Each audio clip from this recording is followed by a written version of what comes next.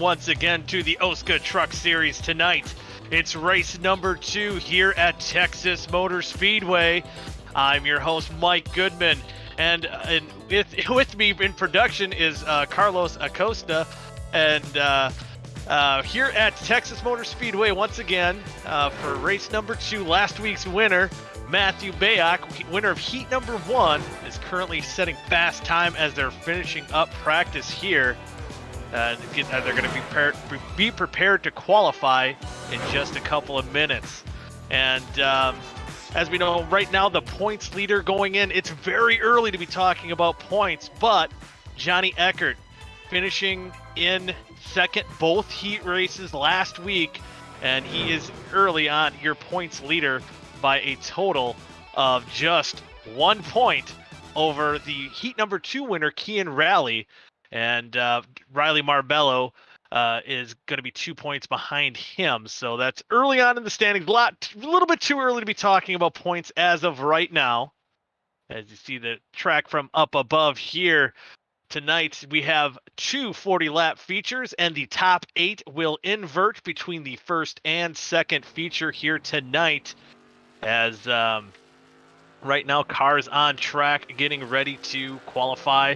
As you see there, that is the 41, I believe, of Dallas Myhand, or that might be Vic Bloom. It's kind of hard to see here from the side. We'll see him streak by here in just a second. And that's going to be Bloom, Vic Bloom in the 99 truck. And didn't have quite the best luck last week to open the season up at Auto Club. See what kind of lap he can turn for the race here tonight. And there's the other OSCA truck, Dallas Myhand in the 41. He's going to set his time up there as well. As of right now, Kai's just getting warmed up as there's no one that completed their lap.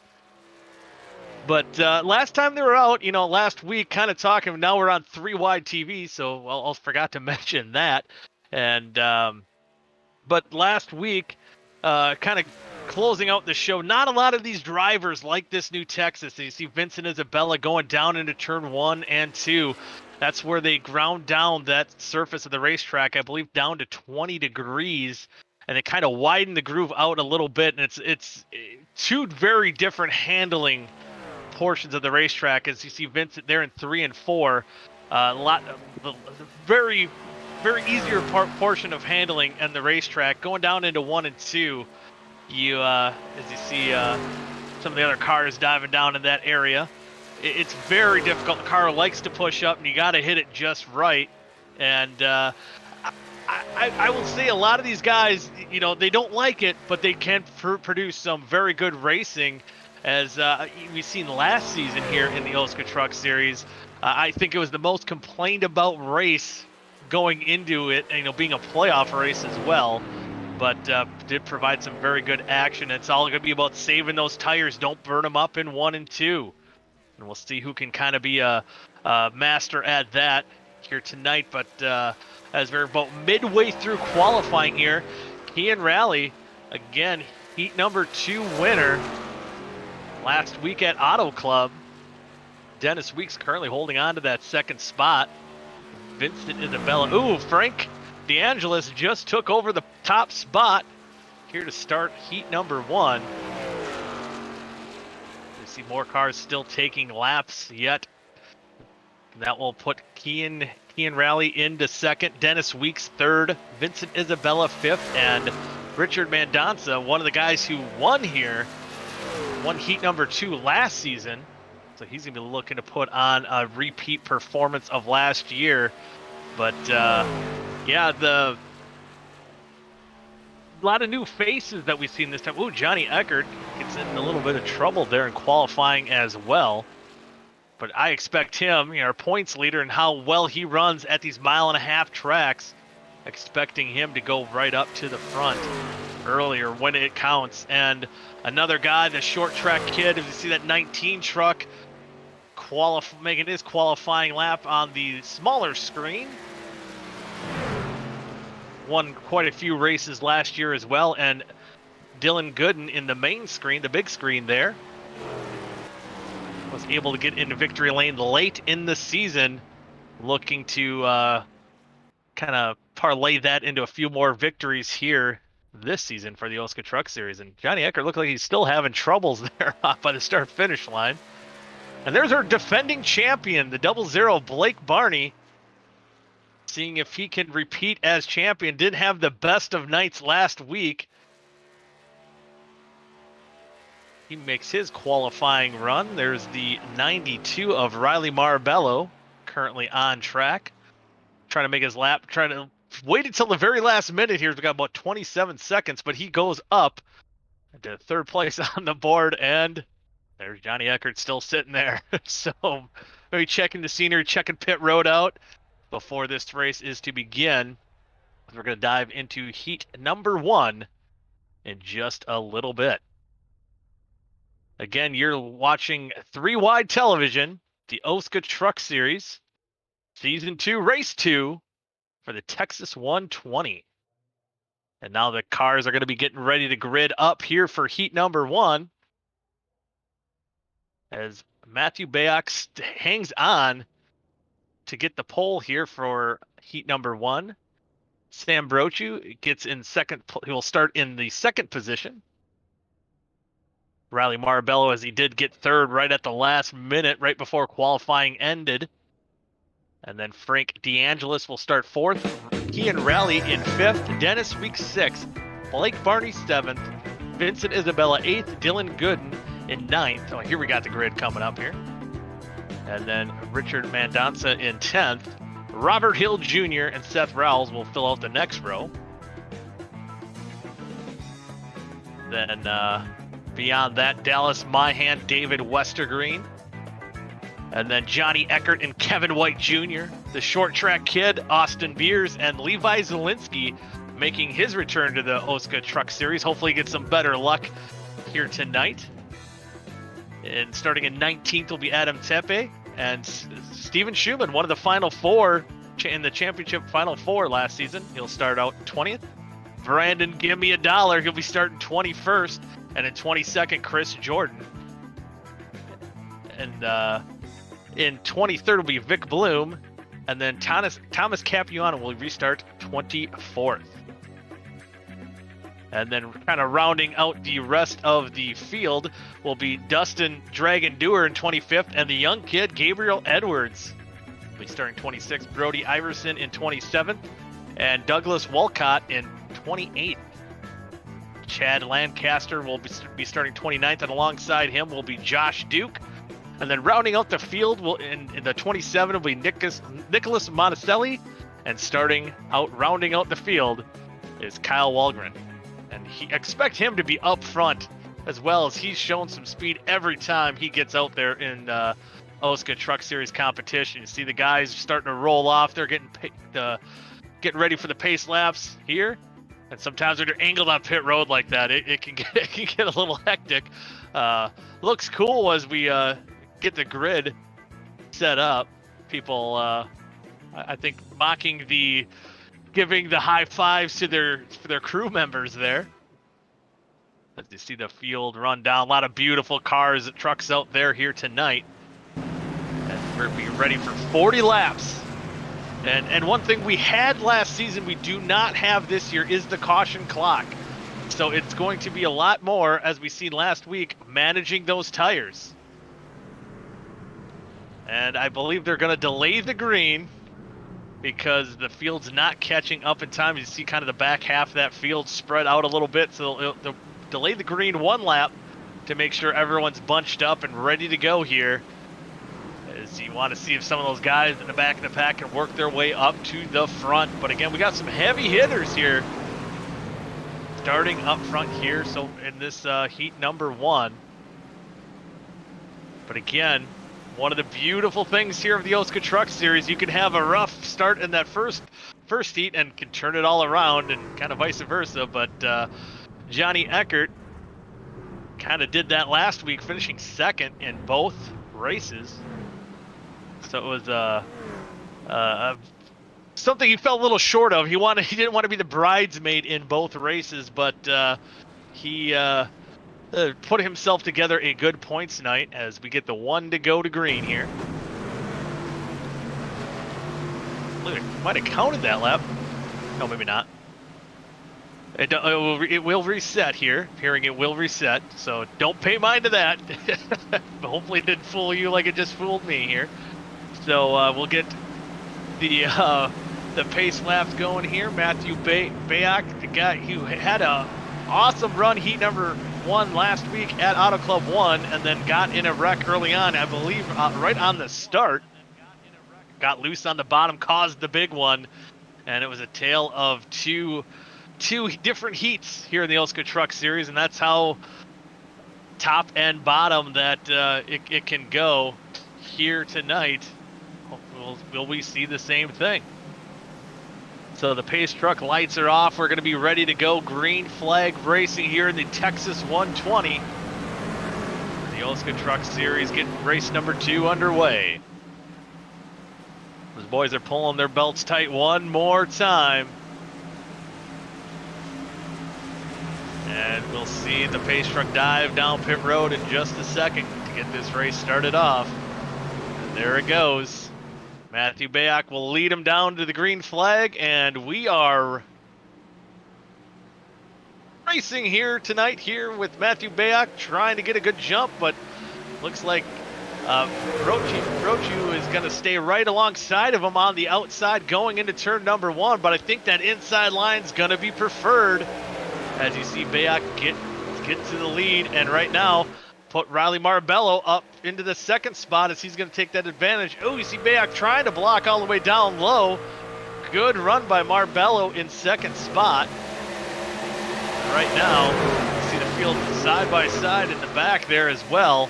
But Matt Brochu is going to fall all the way back into the 4th position after starting 2nd place. So a rough start for him as the top 4 kind of single file out here.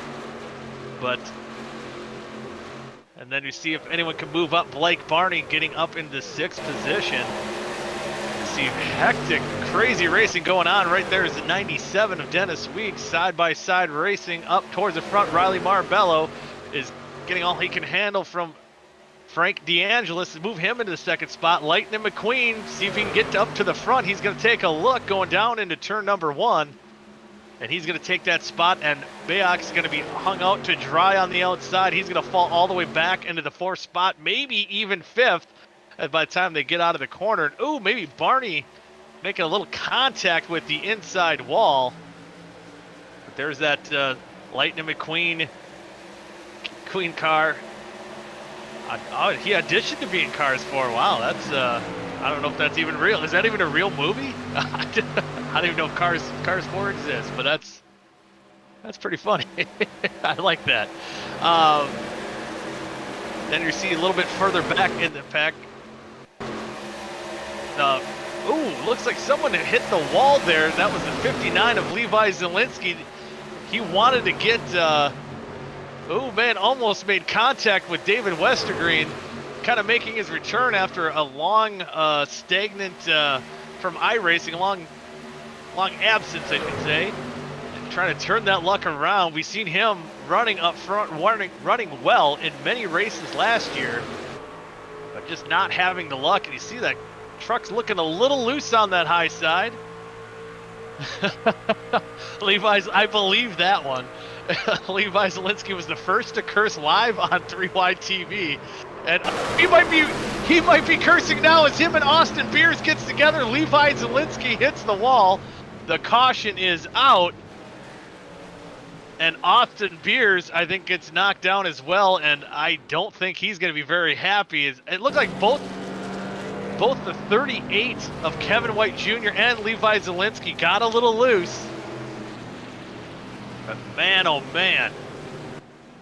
Early on contact here on lap 6 of 40. And we're going to check out the replay to see exactly what happened. And it just appeared that 59 truck just gets a little loose on the outside. Oh, gets down. Oh, tries to save it, couldn't do it. Makes that slight contact with Beers. Heavy hit into the outside wall. And I feel like I just announcer jinxed Levi Zielinski. And maybe it was my little bit of trying to encourage him to have a little bit better luck here, but kind of jinxed him on that one as well. But you see just that contact too with the 19. 19 gets a little loose in the maybe in the grass there, but I think he's seen Austin Beers hit pit road, and you see Levi Zielinski trying to get his truck fixed. Hopefully won't lose a lap, as it's still showing 31 cars on the lead lap if Levi can stay out. Nicholas Monticelli is the only driver not on the lead lap. He is 6 laps down, scored in 30 seconds. So we see some guys faking out on pit road here. So most of your leaders stay out, and there's Austin Beers, who's now back in the there I'm looking 27th position, and he's going to try to get some more of that maybe damage fixed. You see a little bit of damage to that right front fender. Ooh, there's a the spoiler's missing the middle. Oh wow. Yeah, I don't think that is very legal. Producer does not think that's legal on the race car. I have to say that might be the first time I've seen that damage model on iRacing, as I believe the whole back bumper there is missing. So Austin Beers, it looks like they'll fix it there a little bit. Actually, hey, the crew fixed that spoiler mode, I think, as good as you can fix it. And first to be fined in OSCA history, I believe that one as well. Austin Beers, I'm sure maybe even if he was not fined, I'm sure he had some choice language after getting involved in that, but not much Levi Zielinski could do. He was trying to hang on to that truck and wasn't able to do so. So we did see a couple takers onto pit road. So Levi Zielinski, Austin Beers, obviously the two guys trying to get some of that damage fixed. I think Dustin Dewar there in the 21. He 27th on back, so Dustin Dewar did go down pit road as well. And there in the 32, Josh Duke, the 02 of Chad Lancaster. And then again, there's Levi Zielinski, maybe once again trying to get, or maybe starting in the back. Looks like there's still a little heavy damage to the back end of that car, so maybe not 100% fixed yet, but DeAngelo still has the lead here, as we are now on lap 9 of 40. Still at least a couple laps to go before we go back to green flag racing. And right now, your top 5 is Frank DeAngelis, Riley Marbello, Sam Brochu, Matthew Bayak, and Blake Barney. Again, our defending champion trying to work his way up through the field. As you've seen, it very similarly painted to the Austin Beers machine. That's Big Kitty, the fallen crew member that was a crew chief on his pit box for many races. And there you see Austin Beers similarly painted blue, but in blue, with Big Kitty there on the side. So just a couple months ago, lost Big Kitty, and he was able to rally and win the championship, trying to defend that title here tonight. But coming into tonight, again, we're talking early on in the point standings, Blake Barney currently in 9th position. I believe he did get a top 5 out of it last week, but was not able to. I think in the first heat he had a little bit rough going of it after climbing his way up through the field. And then in the second heat, he did finish in the top 3, trying to defend that title, but a little bit of work to go. And then 1 lap to go green as the pace truck lights are off, and the field is going to double them up and be ready to go back to green flag racing. And as we've seen here as well, man, and that's the one thing here with turns 1 and 2 at Texas. You got to try to stay on that white line, and how flat this corner is, as, considering, I believe Vegas used to be banked similar 20 degrees, the old style Vegas. And then you still have about 24 degrees in the banking for turns 3 and 4. But you got to stay on that bottom side to make that run. And as we've seen here, a lot of the trucks getting loose off the corners, or loose into the corners as well. But here we go. As you look out the back bumper of the pace car, you see all those hungry drivers. 31 drivers looking to get a victory here in heat number 1 in the Texas 120 for the OSCA Truck Series. We're coming on to turn 4. Pace Truck's going to be diving off here in just a second. As you see, he's diving down onto pit road. DeAngelis is going to try to see if he can get a good jump, and there we see a pretty good jump for our leader, Frank DeAngelis, and he's going to lead him down into turn 4 all by himself. The battle's going to be right now for second between Riley Marbello and Sam Brochu, and let's see if that outside line is going to drop Marbello back, and it appears it's going to, as he's going to go to second all the way back, maybe even to 4th as they dive into turn 3 as Bayak's trying to work his way back up to the field after losing a bunch of spots early on in the going here as well. It's a lot of the field single file racing here in the top 5. And you go back and again, most of the field so far staying clean, maybe playing a little less aggressive as we're only about a quarter of the way through heat number 1. But here comes Riley Marbello on the inside. Oh, Bayak throws a block down into turn number 3. And he'll be able to defend that 3rd position, but don't look now. Blake Barney's going to try to shoot to the outside. That'll be an interesting move here if he can make that stick. No, but it looks like Marbello is going to get on the inside of Bayak going down into turn number 1.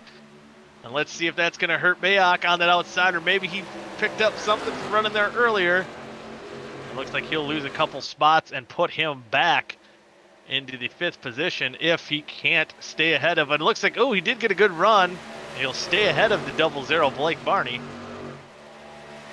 Right now, his teammate and finished 2nd in points last year, Vincent Isabella, in that green Interstate Batteries Toyota. It looked like he was trying to make moves, trying to work up into that top 5. Didn't have the best of weeks last week either, trying to look to rebound and get himself back up into the points mix as well. But Blake Barney looks like he's on the charge as he takes over the 4th spot.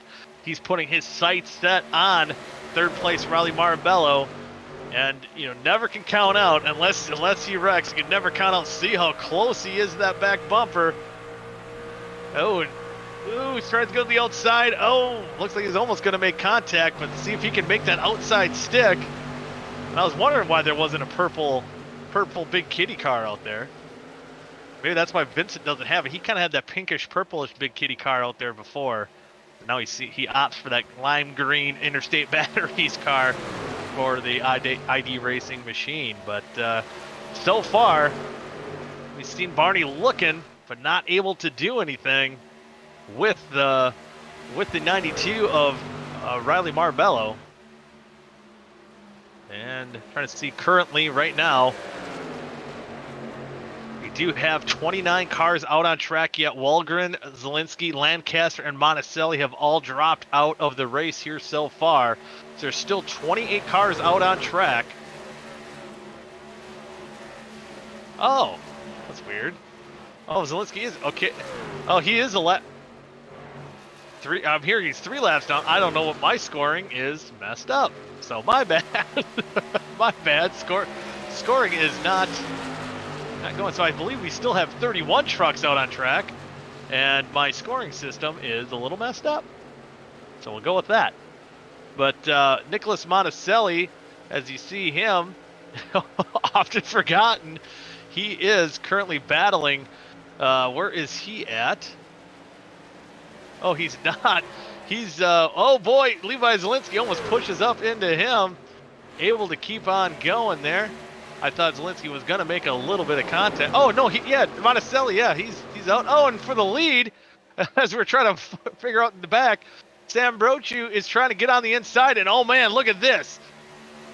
Riley Marbello trying to dive to the inside, trying to defend that 3rd position from Blake Barney.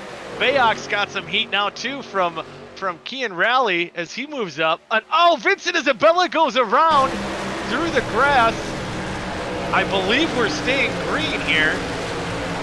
And oh man, no caution as he's going to lose a ton of spots. An unfortunate sequence there for Vincent Isabella, just getting turned there in the dog leg right before the start finish line. So man, it was just the aggressiveness is just ramping up as we're near halfway of heat number 1. As right now, Blake Barney is getting all he can handle from Key and Rally, and then how about throw Seth Rawls, and we'll show a replay of exactly what happened here. We'll get replay going here. Here we go. We'll check out exactly what happened between the 42 and looked like maybe the 42 of Vincent Isabella just got a little loose, and Rawls got in the back of him, sending him around. And nice job to kind of avoid not getting back up on track, and also not going down pit road. That's where you get a penalty from iRacing and lose a bunch of spots. Able to keep going, but of course losing a bunch of positions in the going there as well.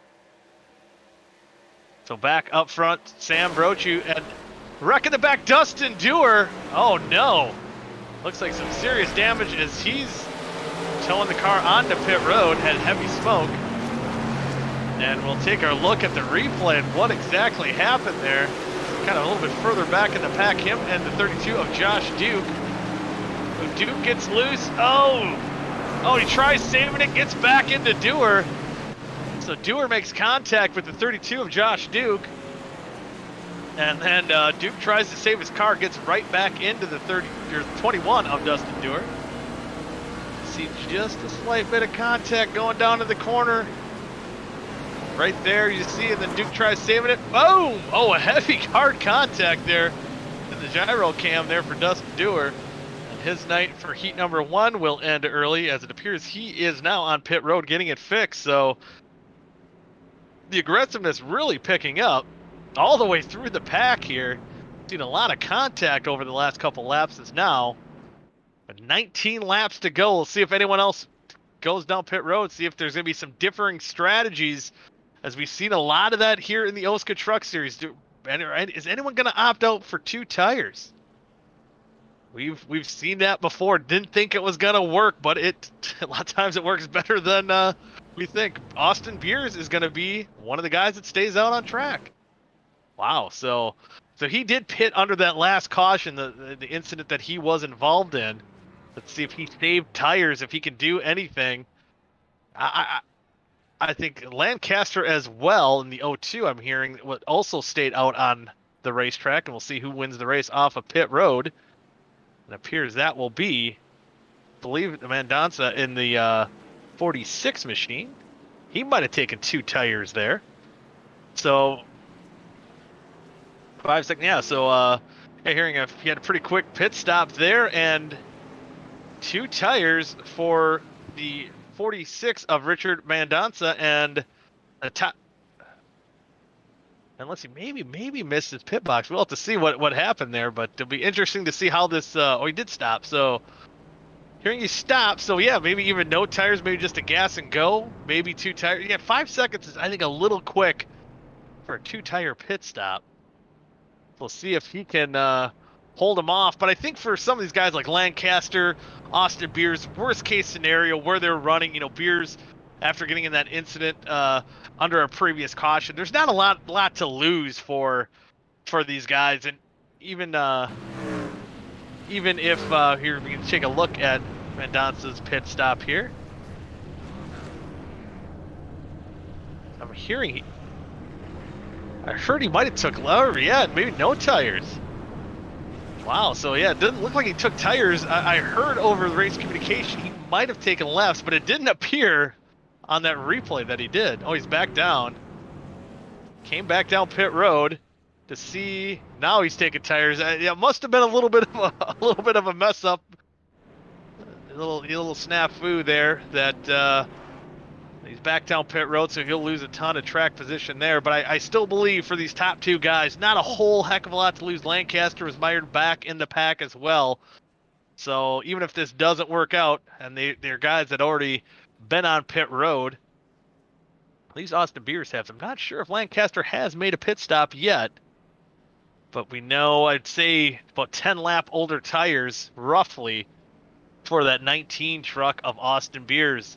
And he can get it done if he does get the track position. So maybe hoping for a lot of caution laps, and we, getting past halfway, we certainly can see that happen as well. As they're getting ready to double up and go back to Green flag racing, I believe. The lights are on. Yeah, so they're doubling. Yeah, they're doubling, not pre-doubling up. So I'm assuming we got 2 to go, maybe coming to 1 to go here.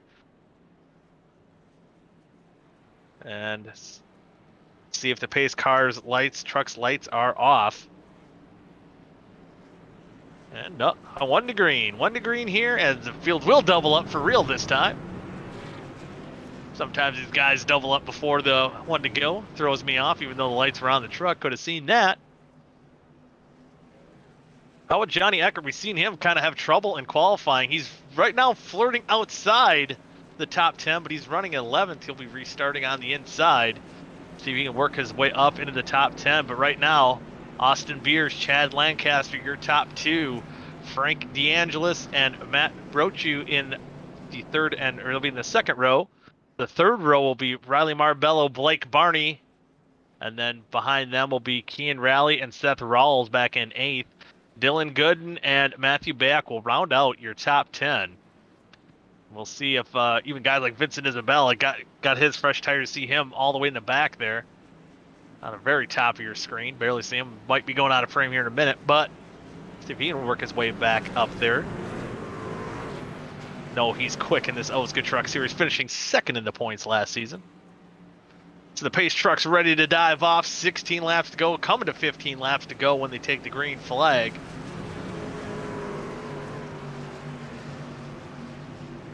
And let's see what happens here. Austin Beers, see if those old tires can make him stick. Austin Beers gets a good restart. Lancaster, I believe, spins the tires as the outside line does not get going. As like maybe some contact as Brochu's got some damage in the back end of his machine.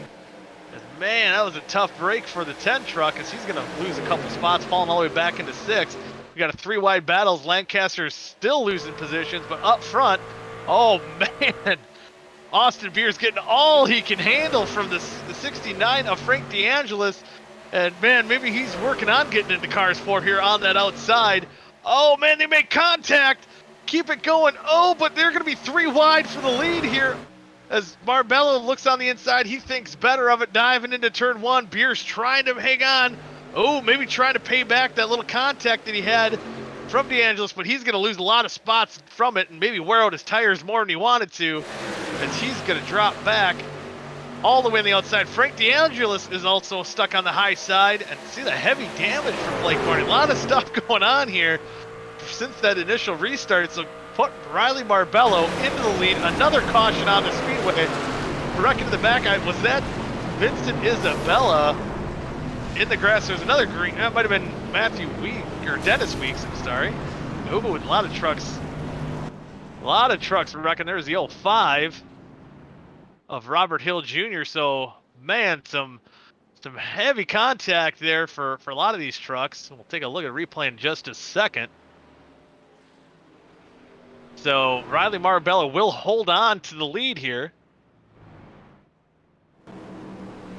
And we'll take a look and see what exactly brought out this latest yellow. Looks like the 38 first gets loose. Kevin White Jr. Oh, but contact. That was Dennis Weeks. And, oh man, I think that was Hill, the 05. Adam Tempe goes for a spin there as well. And almost contact. Oh boy, a couple of cars just narrowly missing the 97. So maybe not as bad as it could have been. But 05 and 97 getting the most of that damage is for sure. We'll see out the front end here. Oh, he had to go through the grass. Oh, Hill gets into him. And that's where you see, oh, who was that flew through? That might have been Capuano. I'm not 100% sure. No, it was not him. It's hard to see who flew through there. Is that the 24 of Schumann? Maybe that made that last second contact.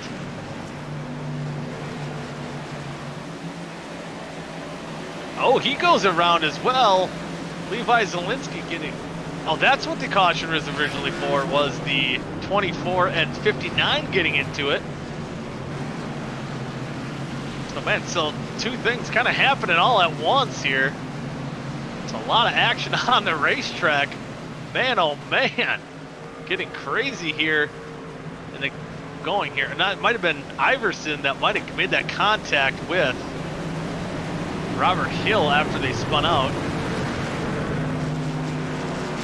Yeah, I thought I heard some more damage. There's some heavy damage there to that truck. Iverson does make some contact. Yep, makes contact with Hill. There's a lot of cars with damage here in the back of the pack. Here we'll take a look at the gyro cam of Iverson. See him getting a handful. Ooh, that wreck happened just in front of him. Thinks he's all clear, he's all good, but then this mess happens ahead of him and tries to dodge it. Oh, he had to try to dodge Hill and Weeks, as Weeks was a little higher on track. A little left side damage to that 9 truck.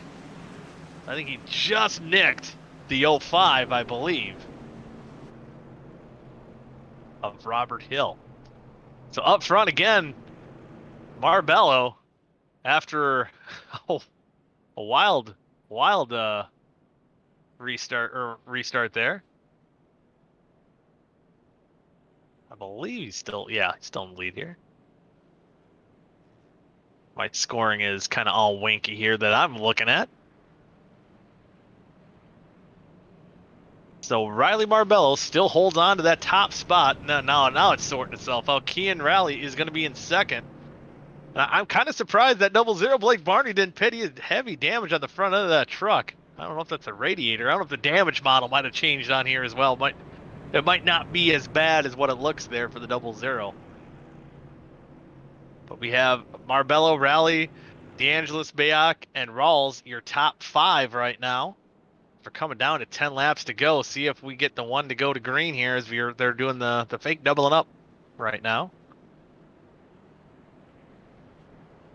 The pace truck lights are off, 1 to go to green. And Johnny Eckert, our points leader, works his way up into that 9th spot. So moving up through the pack, trying to get that good run, see if we can get in the top 5 if he wants to maintain that points lead. There's a lot of hungry guys behind him. Kean Rally, again, heat winner number 2 last week, right behind him in the points. Currently sitting in a pretty good position here in 2nd spot. And Austin Beers, I believe, no, he did not go down pit road that time. Holding on to the 7th spot currently. Let's see if he can hold on for 10 laps with those older tires, or if that's going to maybe cause some mayhem behind him. As we restart again, we'll have 9-lap shootout here. Let's see if they can get all 9 of these laps under green. As again, after that last restart, the aggressiveness just cranked up to 11 there.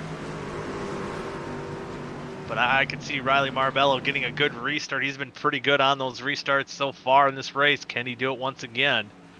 I'm sure DeAngelis and Bayak want to get back up front as well. It's going to be a good one here, folks, as we settle this one out in heat number 1, half number 1.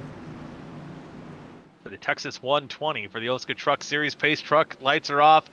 Riley Marbello leads him back to the green flag. He's going to get a good jump, and he's going to take the lead over Rally, and he's going to tuck in right in front of him, going down into turn number 1. Bayak on that outside, losing some spots. I think he's going to be able to tuck into 4th spot. I'm wondering if that 00 Blake Barney, if he's going to be able to hold on and maybe contend for a top 5. But don't look now. I think I see that. Oh, man, a crazy block there by DeAngelis on the 29 truck of Bayak, trying to hold on to that top 3. He's even trying to take that spot away for 2nd spot away from Rally. And man, oh man, that was an aggressive move. That could have been very ugly, but able to keep it going. And here we go again. DeAngelis, I think this is where he might get him out of turn 1 and 2. Ooh, Rally's pinching him, trying to pinch him down a little bit, and Rally's able to get that run out of the corner and able to defend that spot. Probably better than most people we've seen so far in this race. And don't look out now. Some of those guys that are trying to lurk back, and if something happens with these guys in the top 5 here, guys like Seth Rawls, Dylan Good, Johnny Eckert worked his way up to 8th. Kevin White Jr., we've seen him sideways, but hey, he's holding on to the 9th spot. Dallas Myhand in 10th. But right now, Seth Rawls trying to take over that damaged truck of Blake Barney on the inside, going into 3, see if he can get that position away from him, and it looks like he'll be able to do so. Yeah, and that's aerodynamics is not a big feature there on that 00 car. Receiving a little damage in 75, might have gotten the wall a little bit on one of these accidents, maybe on that last restart when Lancaster spun his tires. I think he slapped the wall there a little bit. And still up front, DeAngelis gets up into the 2nd spot, so finally able to get around Rally and see if he can set his sights on Raleigh Marbello, who's holding on to the lead here as we're coming to 5 laps to go. And you can bet that these guys are going to get aggressive trying to get that win here in the half. And again, the top 8 invert. So maybe a guy like Blake Barney with no aerodynamics trying to hang on to start up front in the next heat. Currently, he's in the 7th spot, but Dylan Gooden gets around him and puts actually now Barney back into that transfer spot up front. As we look out front of DeAngelis is right on the bumper. And see if he's going to push that L2 button to intimidate Raleigh Marbello. I think he's hitting it. He's hitting the back bumper going down to the corner. This is almost like the Pro Invitational between Timmy Hill and man, brain farting right now. And William Byron. And I thought he was going to do it there. Freaked me out there for a second. Wasn't making enough contact to upset the car. Marbello, as we come down to 3 laps to go, we're going to decide it here and see if Raleigh Marbello can hold on to that lead. As, oh man, once again gets that good run going into 2, but Marbello gets that preferred line on the bottom, on the paint, and he's going to pull away just a little bit, but we'll see here if DeAngelis can make that good run, as now he's got Raleigh right on his bumper. So I think Kean Raleigh's now hitting the L2 button to intimidate. Maybe R2 to share draft. And man, oh man, it just can't quite get the best run here. 2 laps to go. Will he be able to do it? I don't think he's, almost makes a little contact. It looked like the back end of the truck of Raleigh Marbello gets a little upset, but he's able to pull away just a little bit more again coming out of turn 2. But this is where DeAngelis will get that run coming down to the white flag. Who's it going to be? I don't think you can count out anyone running in the top 4 right now. DeAngelis watches up the track a little bit as they take the white flag here. 1 more lap to go here in heat number 1. And Raleigh goes high. Oh, DeAngelis tries to dive bomb low. Decided to stay off the back bumper of Marbello. Is he going to get a good run? But Raleigh's going to go to the inside for 2nd place. This might hurt the run that DeAngelis was thinking he was going to get. And it looks like move up Raleigh into the 2nd spot, put DeAngelis back into 3rd, but winning the race is the 92 truck of Raleigh Marbello. He'll take heat number 1. Be Marbello, Riley, DeAngelis, Bayak, Rawls, Johnny Eckert, Dylan Gooden, and then Kevin White Jr. will get the 8th spot, and he'll start up front. Oh, Beers hard into the wall there. They're wrecking coming to the line here. Some of the guys farther back on in the pack. Man, oh man. Oh, Iverson. Man, maybe some tempers flaring after the race here. So now we see the track going tonight here for heat number 2. So it'll be interesting to see if how differently the trucks are going to handle. I'm usually kind of wrong on these predictions. Yeah, we're in a little bit of a warm-up, just getting ready for heat number 2. I'm always wrong on some of these predictions, but usually the trucks will get a little bit tighter with these cooler temperatures. They'll get more grip. So we've seen those trucks sliding around a lot in heat number 1. We'll see if they can hang on and maybe see some guys that maybe it fits their driving style more. We'll see some of these guys starting up front. I believe again it will be Kevin White Jr. starting up front for heat number 2 once we complete warm up. And some of the guys that finished in the back of the pack, Josh Duke, Dustin Dewar, 31st, they finished 31st and 32nd. and see if they can rebound. Robert Hill Jr., we've seen his accident late going in the race. He rounded out or finished the race in 30th. So they'll still have to start at the back of the pack. Let's see if they can rebound and salvage the night a little bit here. See some of the faces that we hadn't seen up front, but Kevin White starting up front. And then we'll have the results here of stage number 1 of the first half. Oh, reckon here under warm up on our screen is. Oh man, they must have updated the damage model. I've never seen the roll cage like that after a contact. And so yeah, they updated the damage model. So that was probably why Barney's truck and even Beers had some crazy damage there. But David Westergreen, I'm sure he's looking to improve on that 13th place run. Vic Bloom in 14th. The guy's just outside that top 10. Vincent Isabella at rebounding up into the 9th spot after getting spun. Yeah, so he just missed out on that invert, but still getting up into the top 10. Then you see the rest of the running order there through 18th. Sam Brochu, who was up front there early on there, looked like he was maybe going to contend for the win, did not get a good restart and kind of fallen back through the pack, finishing in 15th. So as warm-ups still resume here, you still make your bets, place your bets. Throw them down in the comments. Who do you got? Who do you got winning heat number 2? We'll look down the rest of the running order here. Getting down into the 28th position. Levi Zielinski. Hopefully he can turn that luck around, man. Hope he can do it. He needs to do it. Austin Beers has seen his heavy contact right as they cross the line. Fell all the way back to 25th. That's your results here for heat number 1. So going down to getting ready. I believe we're getting pretty close here to gridding.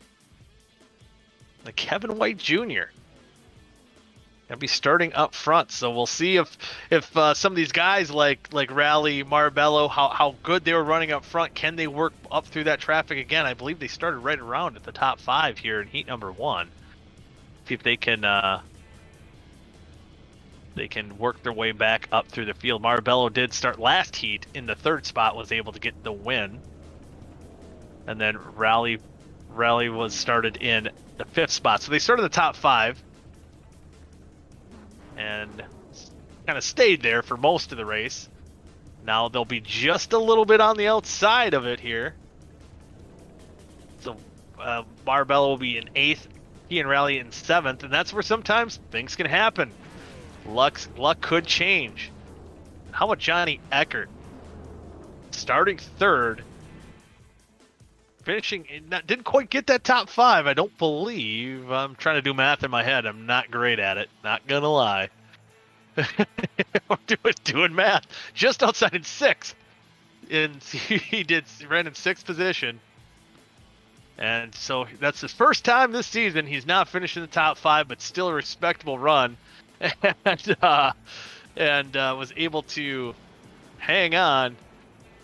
A solid points run for him, but I think he's gonna have to do a little bit better if he's gonna have to hold on to that points lead. Because I think right now, again, I don't want to say I'm doing math, but I think Riley did finish the race in 2nd, so he will be our points leader as of now. That's unofficial though, very unofficial. Don't take my word for that. Just kind of predicting. Maybe I'd go to Vegas with that, see how well I did math. But yeah, we'll see. Feel the. I love that. I didn't think that graphic was gonna get used today, but man, I already got it 3 times here in the past minute or so. But Kevin White, Dylan Gooden starting on the front row. Looks like the field bunched up good this time around. So we'll be going green right away here for heat number 2. And Dylan Gooden, again, a guy who runs really well on 1.5 tracks, did finish in that 7th position last time. See if he can improve on that. And Kevin White, too, as he's going to take the green flag here. As the pace truck is down pit road. And they are green flag racing. And Kevin White Jr. will take the lead down into turn number 1. Oh, reckon Vincent Isabella, Dallas Myhan. Oh, man. Oh, heavy contact. I believe Beers gets in the back of Vincent Isabella. There's heavy damage to both of those trucks. ID Racing teammates getting involved there. So Vincent Isabella goes around a lot of cars with some heavy damage. Trucks, I should say. Yeah, and man, so I don't know if a truck might have got loose. Just different handling trucks from race 1 to 2. I'm hearing one car might have got some wicked air on this one as well. Maybe we're watching him here as Dennis Weeks in the 97. Oh, he was able to get woed up and through it. Wow. I'm sure he might need a new pair of shorts after that one. Thought he was going to get involved pretty heavily there. So here's the 41 of Dallas Myhan right on the start. Going down. Oh, Vincent.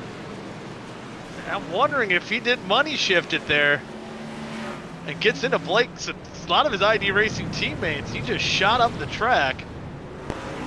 Getting him, took out Blake Barney. We'll see what happened. On board of Vincent Isabella. And I think he might have just got loose there. I'm not sure. Maybe hitting the grass or something. Some rear tires were spinning for sure.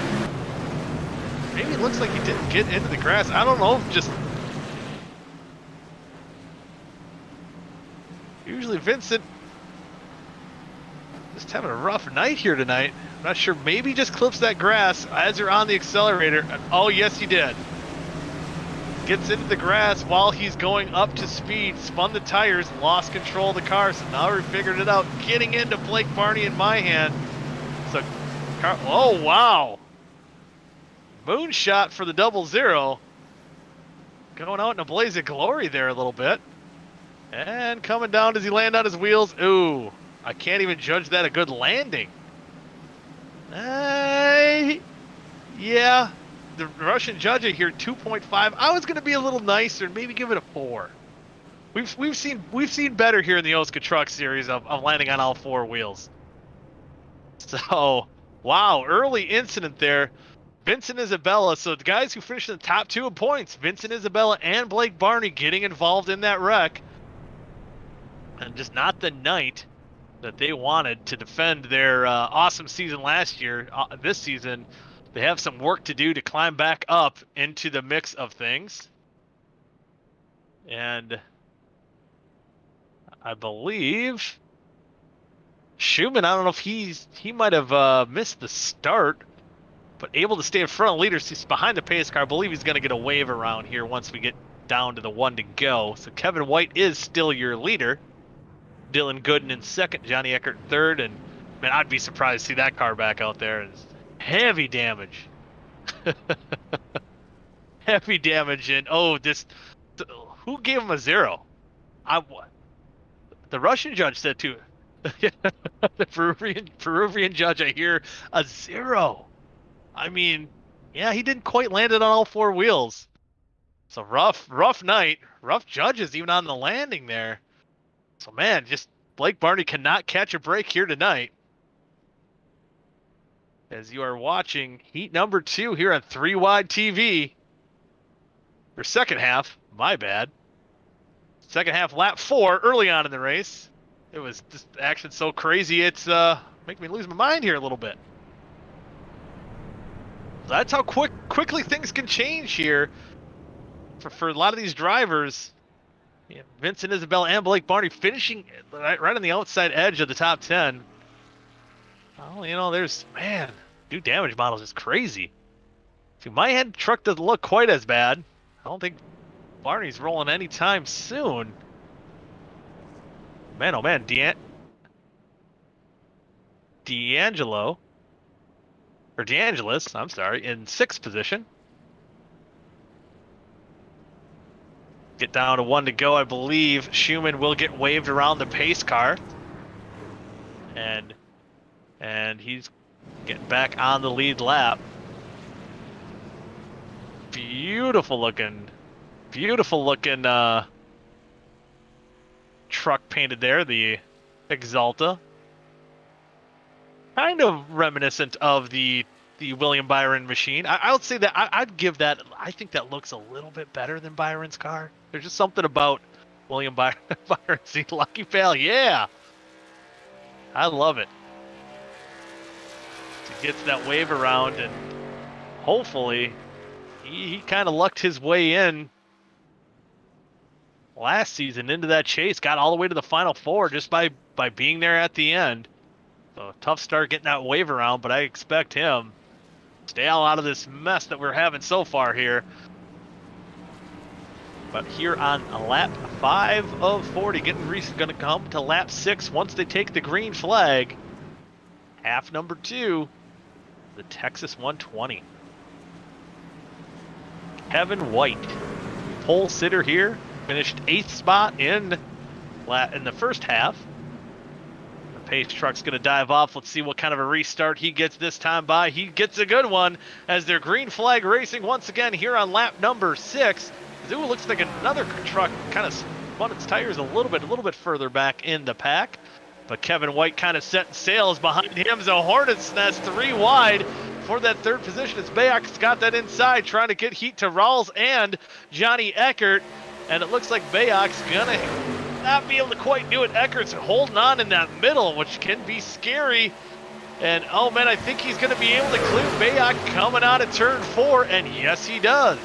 And he's going to hold that 3rd position over Bayak, but now Rawls is going to try to hang on to the outside. DeAngelis, he doesn't want to watch this fight. He wants to get it around it as quickly as possible, but he's getting stuck on that outside as well. He might lose spots to Marbello, and oh, Eckert shoots up on the outside, and he's going to move into 2nd, but there's a caution. Oh man, the Hornet's Nest there in Austin Beers. Oh man, a bad night goes worse for the short track kid Austin Beers. It's heavy damage on that 19 truck.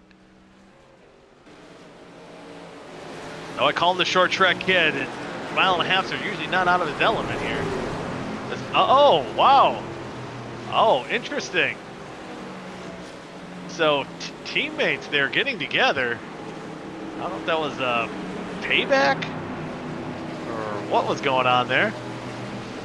But the 2 of them get together there. Oh, Beers gets in the grass, and oh man, heavy damage to both those trucks. Just not having a good night. As oof, didn't look good.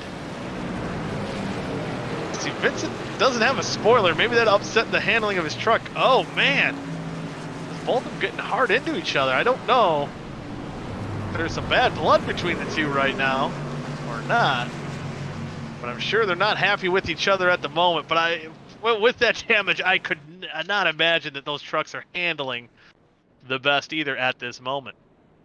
A lot of them are multiple laps down. I believe Vincent Isabella, I think it just scrolled through there. I think he's 2 laps down. And then Austin Beers, maybe going 1 down here as well. Trying to get some of that damage fixed. I don't know what, not much you can do to that truck there. Oh, he gets out of the truck. I think he's going to be done for the night. Whew. Man, tempers are boiling over almost like we're at a short track. It looks like Johnny Eckert did hold on to that 2nd spot. Unless we did have people pit. I don't think so. But Johnny Eckert looked like he was making that move for the 2nd spot right as the caution came out. Didn't know if he was going to be able to hold on to the spot, but appears to do so. There's David Westergreen coming off pit road. Go Brewers. Yeah, David will like that one. In that Cubs machine. So looks like Kevin White, the car is very reminiscent of the Gilliland Racing numbers, which I guess are a lot like the Front Row Motorsports team. Kevin White maybe trying out for Gilliland Racing.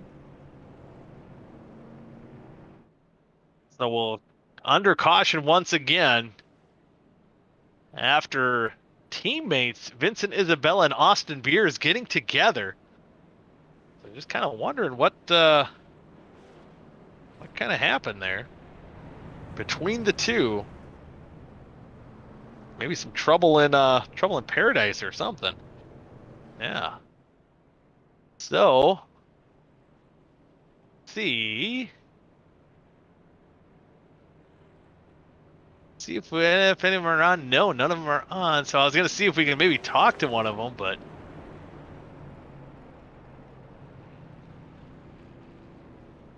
coming down, I believe, probably around 2 to go. See some of the cars going way down pit or way down on the apron there. Very narrow apron on pit road. I will say from experience, very hard to get off this pit road under green flag conditions. But so far, not a lot of opportunities for on 40 laps. Not going to pit under green. But just a note, it is pretty difficult to come off a pit road here. So two heavy hitters basically gone, and Beers and Isabella parked for the night. Actually, maybe Beers is back out there again? No. My scoring might be screwed up. Yeah, he is back out there. Wow. So he's showing some grit out there in that 19 truck. He's trying to salvage what he can. I can't believe he got back out. It looked like he got out of the truck. Heavy damaged. And banged up. Indeed. And maybe he had to have a few beers there to drive that truck right now. It's still getting some of that damage fixed. But now we're going down to 1 to go. Back to green. We'll take the green flag here on lap 12 of 40. And Kevin White, your leader. Johnny Eckert in second. Dylan Gooden will restart in third and then inside. Let's see if he can take advantage of that inside row. That outside row so far, just not able to get that bite off the corner. But Eckert made a very impressive move on that outside. I thought he was pushing up the track, but he was making moves out there. And maybe he heard me try to get on the outside, and I did just get a message from Vincent Isabella. It was both the yellows were his bad, so maybe not trouble in paradise. Maybe speaking too soon. Trying to pump up an inter-team rivalry here. Yeah, just a little trouble in paradise there, and it's been a rough season for ID Racing after dominating this series last season. But very early on in the going, obviously they can turn it around in a very quick hurry, and they do have the talent to do so. But now we're going to get ready to go back green flag racing here. Kevin White, see if he can get a good restart once again. As he does, as we're back to green flag. And he's going to get a good hole shot there. Johnny Eckert kind of left in the dust on the outside. Might put him in a pretty tough position to defend that second spot as Dylan Gooden looks on the inside. Well, Bayak, wow, looks on the inside of him. They're 3 wide for second spot. Bayak moving all the way back from about 5th to 2nd in a corner. As now, Gooden and Eckert, they're not done battling for their positions either, going down into turn 3. And we've seen, I'd say if anyone, Eckert's kind of got that outside line figured out a little bit better than most, but he's still got a tough road ahead as Gooden and Raleigh they're drafting hardcore going down on the bottom, coming into turn 1. And man, I think Eckert's holding pretty strong on the outside. Better than most, I will say, but Raleigh's going to be trying to maybe take a peek going 3 wide, and a little further back, Marabello's going to try to do it, in fact, on Raleigh. So maybe he was just trying to defend it for Vest to go 3 wide, as Eckert still holding strong, losing a little ground. He's going to fall back into the 5th position here as of right now, but hanging on better again than most on that outside, trying to see if he can tuck in. Gooden gets loose, and he makes heavy contact. Oh boy, Campiano gets a hard hit. I didn't quite see what that other truck was. Man, right in front of the field. I believe there are only 3 trucks getting involved in that, and that could have been a lot worse than what it was. As man, oh man, another promising night for another driver here in Dylan Gooden. Just breaking loose a little bit on maybe a little help there from the 77. Yep. As he's trying to save it. maybe it gets a little contact from Verals too and shoots him to the outside wall. And Chris Jordan, oh man, I believe everyone else was able. Oh man. So Chris Jordan, I believe, was the truck that got involved, and another guy that just can't catch a break here in the OSCA Truck Series. At least we haven't mentioned him last heat, and just nowhere to go in the inside wall. Heavy contact. Those trucks are done. And man, I'd be curious to see what Westergreen saw there when Capuano came back up track. I don't know if we can get a look at Westergreen's onboard, if he got through that. But Capuano shot right up in front of him. Let's see if we can get that replay here. Oh!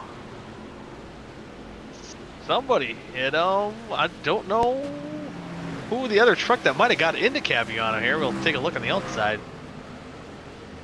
Don't know if that was Westergreen or not. See him. Ooh! Nowhere to go for Capuano.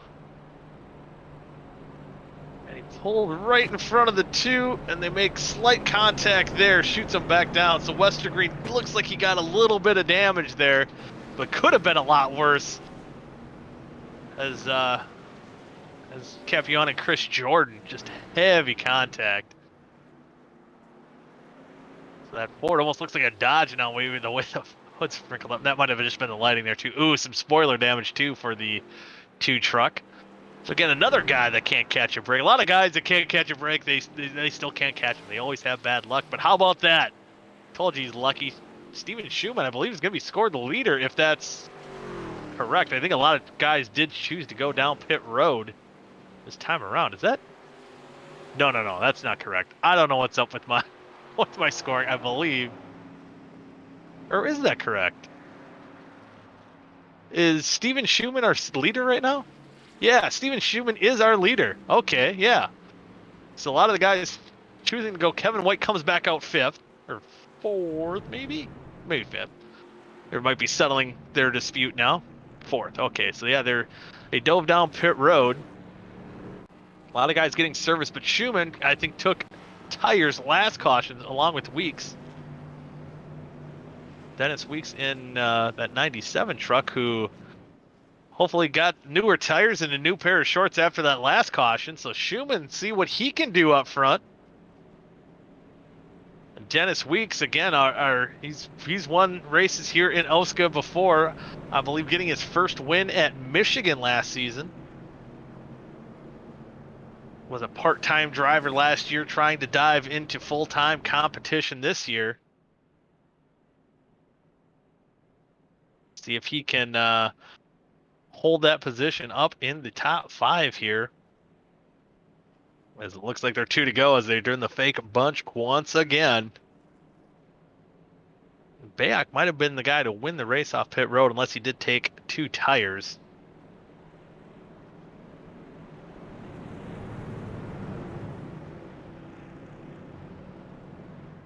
I believe he did win the race off pit road. He did have a pretty good time compared to Kevin White off of pit road. So he was able to get up in front of him, but 2 cars stayed out.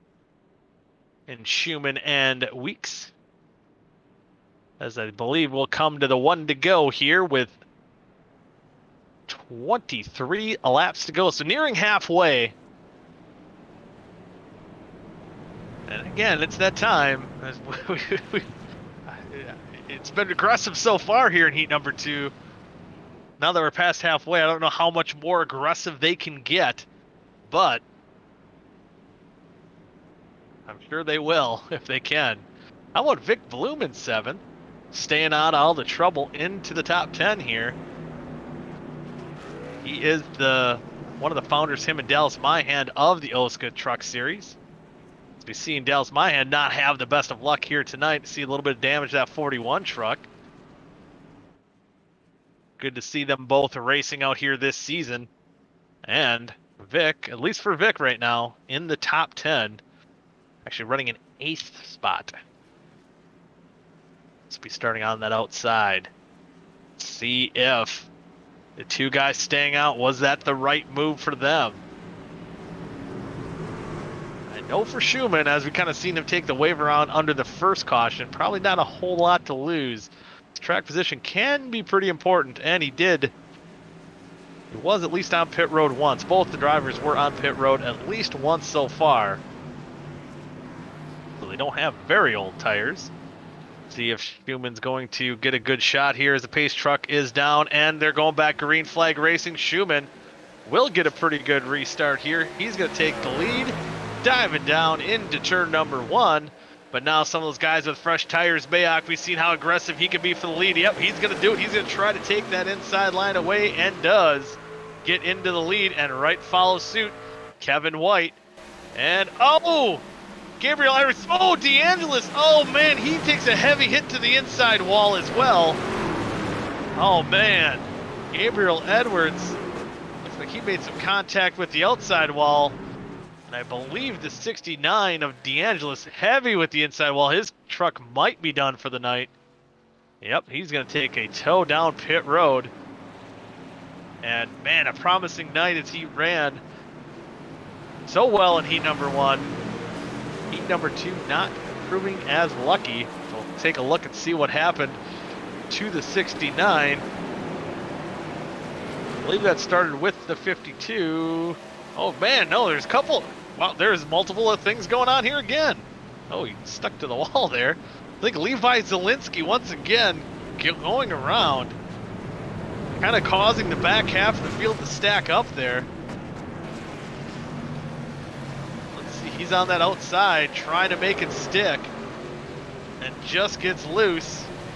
Oh man, hard hit there. I think he hit the 27 of Nicholas Monticelli as well.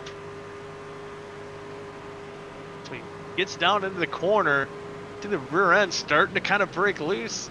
Oh man, oh, that was a hard hit there. That was the 36 of Kyle Walgren, so his night not going as planned either. And here's Nicholas Monticelli getting involved as well.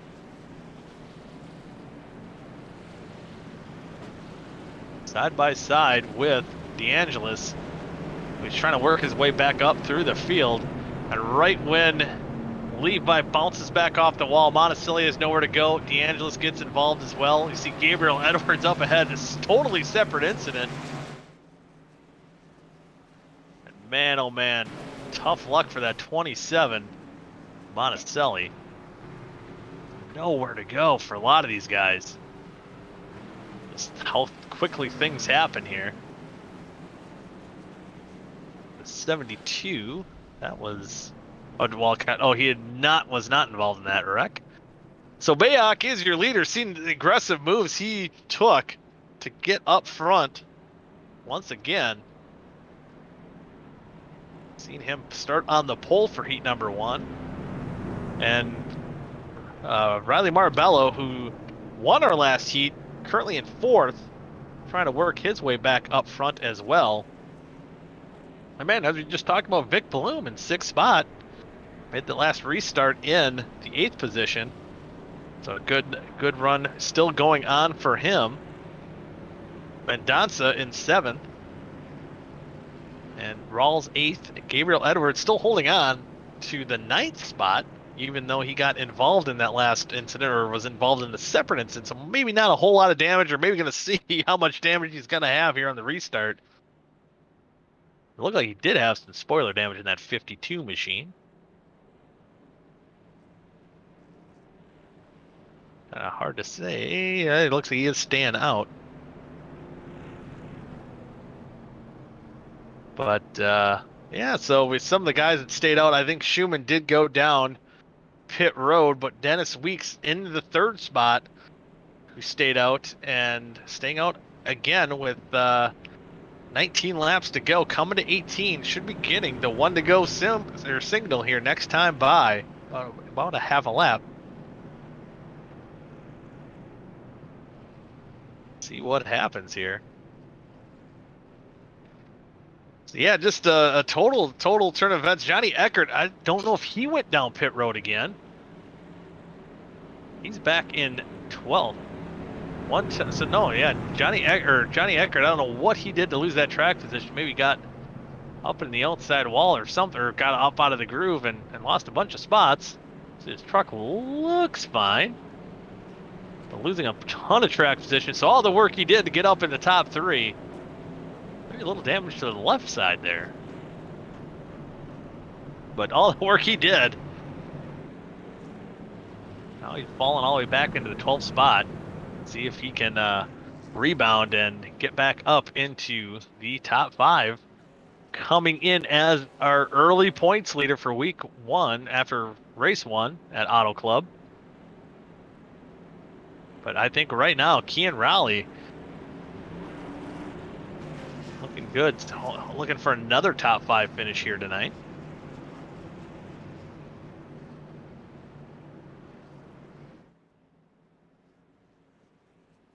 A half a lap going back to green, coming to 17 laps to go. You see, they might not be making a lot of contact. We can just tell that it's ramping up, that they're just trying to get on the gas as early as they can, but sometimes these trucks are just not handling quite the same as they did in heat number 1, so they're still trying to figure out what it takes to get around here quickly. Haven't had a whole lot of green flag laps so far, but when we did, we've had some very good races, especially up front. Bayak showing his aggressiveness. He worked his way up to the lead as we get ready to go green flag racing. 17 laps to go. Pace truck is off. They are going green flag, and they're going to start side by side here. Looks like, I think Bayak's going to get a jump and get into the lead. Is now in the back of the pack. And side by side, Mendonça here, the further back in the pack, trying to move up as Riley Marabello is trying to get into that 3rd spot. Dennis Weeks on those older tires, see if he can hang on. He's going to be in the middle of a 3-wide situation, going down into 3. Trying to hang on, but it looks like the 2 fresh tires of Marbella and Raleigh are going to work around him. And oh, we do have a caution out again. And oh, Iverson, ooh, stay off the inside wall. And he does. Looks like he went for a wild ride as this half is proving to be a little crazier than heat number 1. Gabriel Edwards, yeah, he's still holding on. See, he does have some damage from the last caution we were talking about earlier. So another caution here out on Texas Motor Speedway. It's been pretty wild, and once again, truck breaking loose. Able to not hit anybody. I believe it was the 05 again, Robert Hill, that almost made contact with. Get another look here. It's a plain looking car, but it kind of looks cool. Ooh! Goes around, almost making contact. And able to stay off everybody. And no damage this go around, but there's Austin Beers still running that jalopy out there. And it looks like maybe a little bit of spoiler damage there for the 9 truck. But I'm surprised that thing, I mean, he's got to have the True Grit award here tonight as the 19 truck of Austin Beers. Is that, man, that thing looks like it's been battle tested at Martinsville here tonight. It's still showing strong. I mean, staying out, trying to get those points. 18th right now, last car on the lead lap. So yeah, it looked like a night that, if you would have gave up, maybe you would have been back in the right around the 27th, 28th position. So staying out there, gaining about 10 spots, and that could all add up.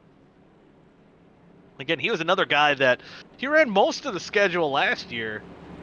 He's been to victory lane multiple times here in the OSCA Truck Series, but again, those ID Racing boys, they were the class of the field last season, but parity here so far, as we've not had a repeat heat winner thus far. Our latest one here tonight Riley Marabello's in 4th spot right now, so he's working his way back up from starting 8th in this heat.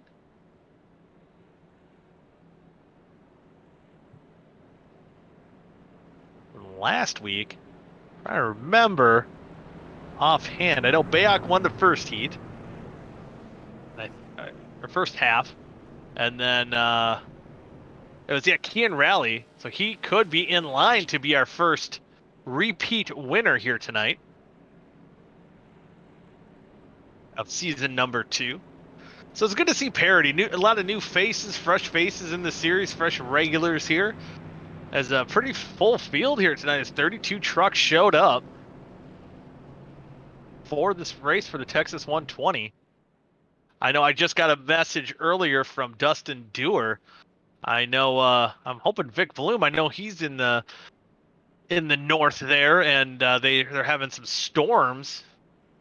And Dustin Dewar, he had to retire early because the power went out. So hopefully everything's going good there.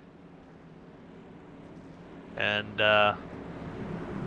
maybe some of the storms missing some of these other people. As Vic Bloom does not appear to be affecting him, as he'll restart in the 6th position once we go back to green flag racing, as they're already doubled up. The pace truck lights are still on. The boys are eager to get back on it. That's how you know it's going to be another aggressive restart here, as we're getting closer to 10 laps to go. So we'll get the green flag, or get the 1 to go flag here with 13. Not flag signal. And producer's laughing at me, man. But yeah, they're going down to 1 to go. Matthew Bayak.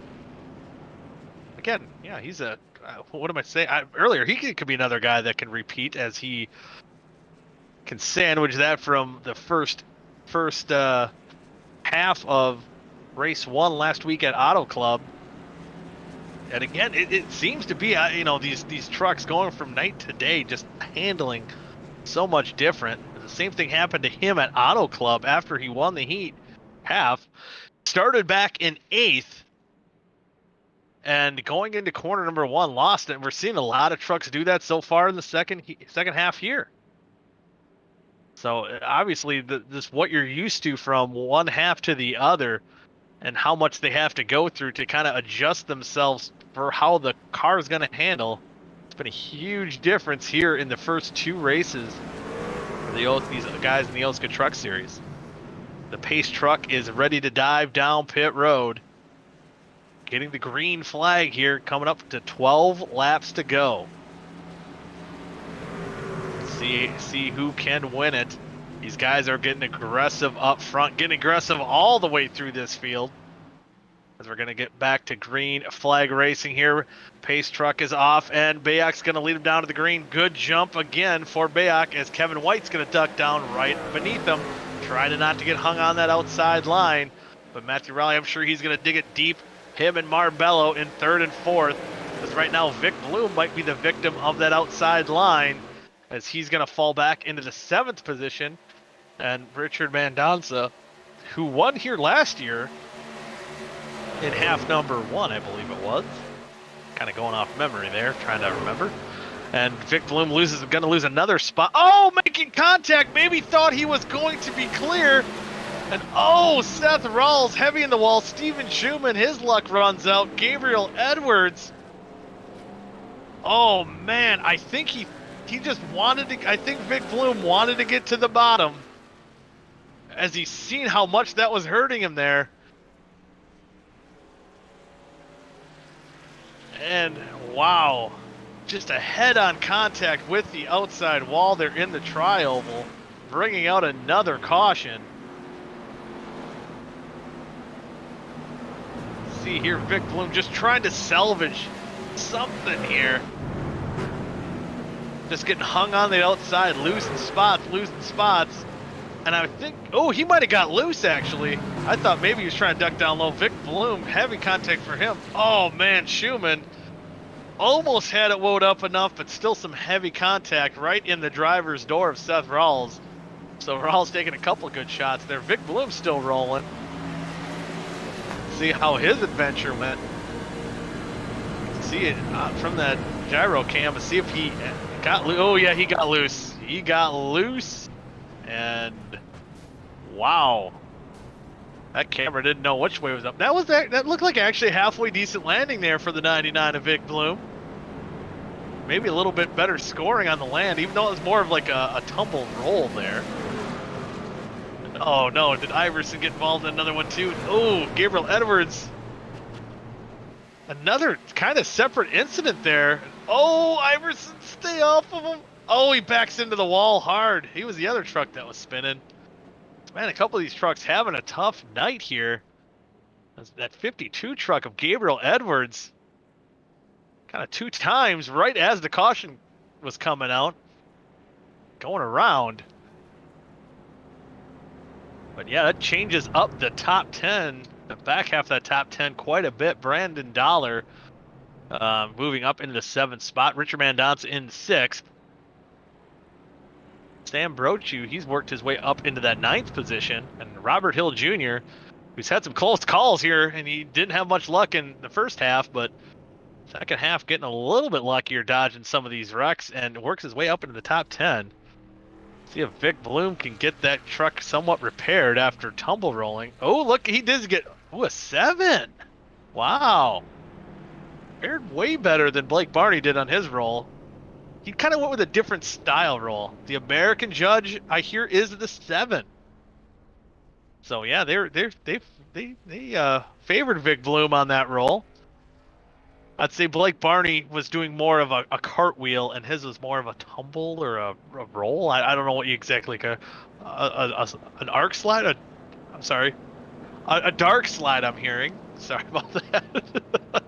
So a dark slide. So yeah, some different moves here tonight for our flips, and maybe something Vic Bloom might have to consider here. Is the OSCA Olympics again? I believe the Olympics. I think we were talking about this last week on the on our broadcast for the OSCA Truck Series. The Olympics is coming up, Tokyo, I believe, this summer. I'm even thinking. I thought I saw this. I could be crazy. Call me crazy. There's actually Olympics for like esports. I think like Gran Turismo. I heard was going to be one of the Olympic sports. You guys might have to look this up. Don't take this for gospel, but I thought I saw it. I thought it was crazy. But if it's crazy, I think it's crazy enough. We need to have an OSCA Truck Series Olympics. I mean, we might have to wait till 2024. But Vic, I might have to pump that into his brain that we need to get the truck tumbling and landing. 1 lap to go to green here. Let's say field will double up, but yeah, they need to get into the Olympics as well. Ride that esports wave here. I'd like to know some of the people's thoughts there. What do you think about esports being in an Olympic event? Something different. Producers all for it. I mean, that's about as close as I'm going to get to becoming an Olympic athlete, I can tell you that. But even though I'm not that great at racing, have fun doing it. But guys having fun right now is Matthew Bayak, as he's going to be restarting in the first position. Kevin White, see if he can do what he did on that last restart and tuck right in behind, get on the inside lane, as we've seen how bad it can be on that top side. Guys getting loose, guys losing positions, just not able to get that grip on the outside. It's under the lights here. Things are getting wild. Must be a full moon. I think there's an eclipse this morning. Wasn't up early enough to see it. But we'll get back going green with 7 laps to go as the pace truck is off. The 29 truck of Matthew Bayak getting the lead once again, getting a good jump. And let's see if Kevin White, making contact maybe with Raleigh, trying to get to that inside. And oh man, or maybe getting into the grass, as we've seen Vincent Isabella doing it earlier in the race, and how much that can upset the car. As now Mendonça works his way up, tries to get into that top 5. As Matthew Weeks still holding on pretty, or Dennis Weeks, sorry, in the 6th spot. As he looks like he's going to take it 3 wide, attempt to. And how about this? Blake Barney showed rough scoring on his flip. He needs to get revenge, and he's going back out there for a few more points. Their defending champion, proving that sometimes you just got to finish a race to see what can happen here. And that battle's still going on here between Kean Rally and Richard Mendonça for the 4th spot. Bayok goes way up the track, up for the lead. Put our heat or half one winner Riley Marbello back in the lead. They're still 3 wide, settling it out for 2nd as Kean Rally works his way up into the 2nd spot. Kevin White gets out into the 3rd position as Johnny Eckert makes contact with Bayok, and there's a big wreck now. Eckert goes around making hard contact with somebody else. Man. And the 29 truck takes a rest on the front straightaway, and oh boy. Wow. Let's take a look and see what happened. As Mendonça, Eckert, and Bayok getting together. Ooh, who was that took the heavy hit there? I didn't quite get a look at the number of what car that was.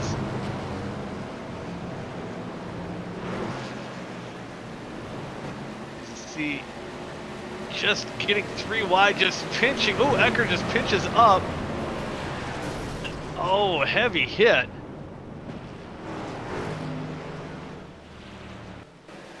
Man, oh man. As the 55 of Brandon, give me a dollar. He could have used one here. As, just makes Brochu gets contact as well. Oh, nice. Hey, spoke too soon. Spoke too soon. Hits that inside of the wall where a lot of times the ambulances will sit. Well, his truck's got some heavy damage. I thought he was going to make a nice save. So no dollar for Brendan, dollar after that one. But how about this? Riley Marbello, just what a restart shot. Rocketed his way up into the lead. He's not messing around here tonight, as he's going to not only be the first three-peat winner of Season 2 of the OSCA Truck Series, he's maybe looking to pull off a sweep here. Man, those ID Racing boys showing some grit here tonight. I can tell you that. Yeah, Mama didn't raise no quitters for that 00 or for the ID Racing team in general here, as both those big kitty cars out there on the track wounded. He's 31 laps down in 27th. Still make up maybe a few more spots here. If we get enough green-white checkers, he might be able to shoot up into the 24th. He's got a little way to go. He might need a few green-white checkers to do so. As speaking of the grid here, I'm trying to see on the scoring pylon where Austin Beers, the other ID Racing guy that stayed out and showed that true grit here on the track, is 8th. Wow, so not a lot of healthy cars here left with 3 laps to go. So we'll get looks like we'll get a green-white checkered here to finish out half number 2.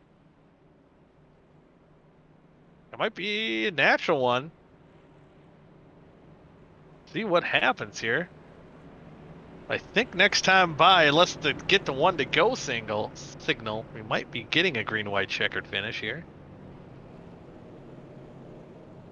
I believe. I mean, look, David Westergreen works his way up into 7th. I know he got involved in that earlier incident, making a little contact. So I would say maybe the top 6 trucks.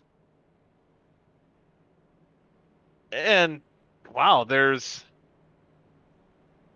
top 6 probably don't have damage, but a lot of the guys about 7th on back at least have some damage. I don't think Westergreen's too bad there in that Cubs machine. And I do have to say, on that 2 truck, I did not mention this earlier. David Tooker painted that, and besides having that C Cubs logo on it, I guess it looks okay. And that World Champions 2016. Come on, get over it. Win another one. It took you like 100 bajillion years to win it. Just kidding. Got to throw some little bit of hazing to that 2 trucks way. Raced with him on the same team. Always good buddies with David Westergreen. Even commentated in the booth with him. and semi-rivals. I don't know how much of a rivalry the Cubs have with the Brewers, but the Brewers have with the Cubs. Oh, I bet you, I bet you he does remember 2003. Oh man, that was I believe that was Steve Bartman, wasn't it? Yeah, Steve Bartman. Catching the foul ball that could have been caught that cost them a yeah. Yeah, I'm here doing anybody would have went for that foul ball, but he was probably still even though the Cubs won the World Series in 2016, probably still public enemy number one in Chicago. Wow, I'm hearing they gave Steve Bartman a ring. I did not know that, so maybe all's forgiven. But sometimes, they call themselves lovable losers, and, that they kept it going on for a few more years. But coming down one lap to go to green, or the pace truck lights are off, getting ready to go. Settle this one out in a green-white checkered finish. A natural green-white checkered finish. So this will be all natural here for the boys as the pace truck is diving down pit road. Riley Marabello trying to see if he can pull the daily sweep here. And he'll take the lead as they go back to green flag racing. And right now, Riley cannot get down on the inside. That'll put Kevin White in the primo spot to get into that second place. And it looks like he will. And see if he can make a run at Riley Marabello as they're going to try to see if they can get back to the white flag lap here to see the next flag will end it if they do get there. And Riley Marabello is going to try to defend that position, but he's got a strong 38 truck right on his bumper again, just as he did last time around. Can he hold on? We've got one lap to go. Let's see if Kevin White is going to give him a bumper just a little bit. He's going to wash up the track. That might lead Key and Rally to go on the inside. They're going to go side by side. That's exactly what Marabello wants to see going down into turn number 3. It looks like Rally's going to get there. Going to get that position. Will the lap car be a factor? No, he's going to dive down on the inside. Kia now makes contact. Oh, Riley does it. Oh, man. The lap car might have played and they're wrecking by the wall again. I believe that was the two ID racing cars once again going across the line, but Rally making contact with Marabello right before they cross the line. And wow, 4,000 of a second. Kevin White giving a congratulatory rub there on the side to Riley Marabello, who pulls off the sweep here tonight. What a finish. That's Marabello, Rally, and White finishing your top 3. Dennis Weeks, look at all 3 of them. They deserve to celebrate together for that one. That was an awesome show. The podium deserves a finish. We'll take a replay on the bottom corner. Or now we're going to the big corner of the screen here, the big top side. Just making contact right there. And just side by side, just by that much, about a half a truck difference from Riley Marabello winning this race, pulling off the sweep. The lap car didn't look like he was going to play a factor, but might have threw off Marabello just a little bit. That led to Rally getting right there, getting a run. Looked like Marabello tried throwing a block a little bit, and Rally's not going to let off either. As man, oh man, that's about one of the better finishes we've seen. We've seen some great finishes here in the OSCA Truck Series, but that one was pretty awesome. Here tonight for the Texas 120, pulling off to sweep the 92 truck, Riley Marabello, looking pretty, and picking up both wins here tonight, starting all the way back into the A spot in half number 2, picks up the win. So coming into tonight, where was Riley in the points? He was 3rd, so, I'm going to say I'm doing my math again. Able to work his way up, I think, into the points lead now after winning both heats here tonight. As you see the full field rundown here, David Westergreen able to hold on to that top 10 spot. Adam Tempe, how about him? We haven't mentioned him too much tonight. Able to stay out of trouble, get into that 6th spot. Robert Hill Jr. finishing in 5th. after tough luck in half number one, staying out of trouble, gets a solid top 5 finish there as well. And wow, just awesome finish. Austin Beers, I'm sorry, Austin Beers, a short track kid. We're talking about that grit, ends up with the top 10 with a truck that probably wouldn't have been able to run that fast at Martinsville. So that shows you sometimes having that grit is able to get things done and get in the top 10. So that'll bode well for him for a solid points night. As we'll continue to kind of go through maybe some of the rest of the field here as well. Gabriel Edwards, tough luck for him, 13 laps down. A lot of these trucks not finishing the race. Bonicelli, Myhan finishes all the way back in 28th. And see, Barney did finish 27th, so wasn't able to gain a whole lot of spots after coming back out, but does gain at least 1 point, which could pay dividends in the long run. We'll do some interviews here with our top 3 finishers. And first up, we'll have Kevin White. Bring him up into the booth here. And Kevin White, you're up there for most of that race. First half, you finished 8th. Started up front. Kept it up front in the top 3 most of the night. Did you think you had anything for him to get that win? Yeah, actually, I feel like I did. I just, on that final restart, going into 1 and 2, on the last lap, I just got loose. Like, if you get too close to someone's bumper, it loosens you up most of the time. And I thought I could have had it, but I kind of blew it myself. You know, it is what it is. But I guess we'll get back at them next week. Yeah, it was still an awesome performance, and maybe you just talk about how hard was it, restarting on the outside. I believe the second to last restart, you were able to tuck in, right behind the leader right away, but that last restart just wasn't able to quite get down. How hard was it to restart on the outside? It was actually all about your timing, for real. It was actually quite tricky. It was kind of like playing a chess match. You know what I mean? If the guy behind you in third place got a good restart, there was really no chance you weren't gonna fall in line. But luckily, I think Kian hit the grass, and that's what really helped us out right there.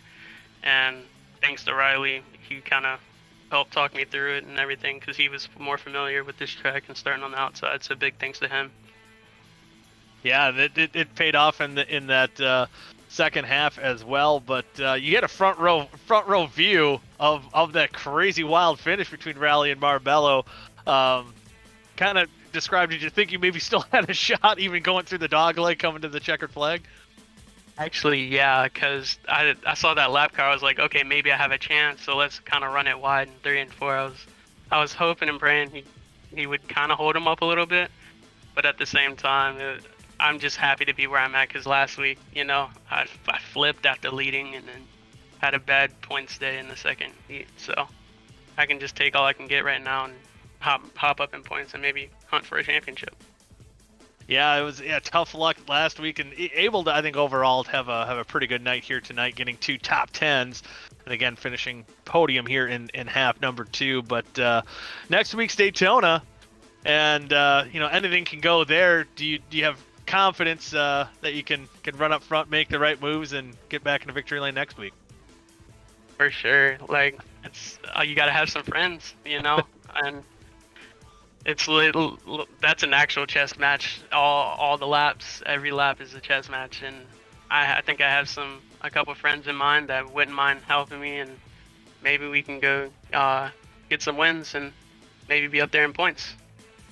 All right, yeah, we'll see how after tonight shakes out, see where you land in the points. But again, a good night here tonight, Kevin. And right now, I'll leave the floor to you for any shout-outs that you want to give.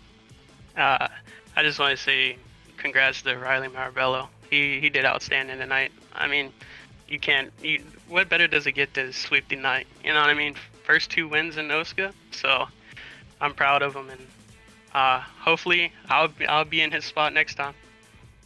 Yeah, we'll hope to talk you up here in the booth in the near future as well. Hopefully, maybe even next week at Daytona. But again, good solid night for you tonight, Kevin, and best of luck next week at Daytona. Thank you, guys.